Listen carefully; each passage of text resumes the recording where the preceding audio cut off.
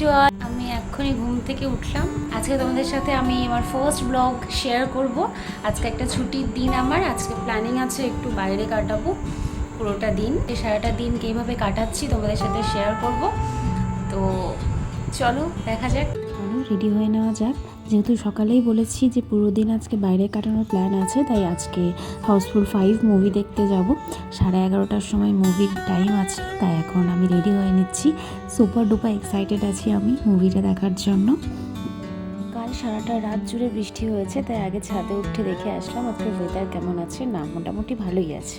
আমরা চলে এসেছি SVF সিনেমাসে হাউসফুল 5 দেখতে। আমাদের মুভির টাইম ছিল 11:30। আমরা 11:10-এর মধ্যে এখানে পৌঁছে গিয়েছিলাম। সিনেমা হলটা মোটামুটি ফাঁকাই ছিল। লাস্ট অবধি 10 থেকে 15 জন মিলে মুভিটা আমরা দেখেছিলাম। আর যদি আমার কাছে মুভির রিভিউ চাও তাহলে 20% এন্টারটেইনিং ছিল, বাকি 80% আমার কাছে তো বোরিং ছিল, খুব একটা হাসি আমার পাইনি। আর আমাদের প্ল্যান ছিল মুভি শেষে আমরা যাব পরদেশি ধাবাতে ভেজ থালি খেতে, বাট সেই একই ভয় যেটা ছিল সকাল থেকে। মুভি শেষে দেখলাম বাইরে বৃষ্টি পড়ছে, তাই অত দূর আর যাওয়া হয়নি। রাস্তার ধারে হোটেল মল্লিকা রেস্টুরেন্ট বার ছিল, তার সাথে একটা কোরিলেটেড হোটেল ছিল যার নাম গোপাল ভাঁড়ের রান্নাঘর। এখানে আমরা খেতে এসেছিলাম।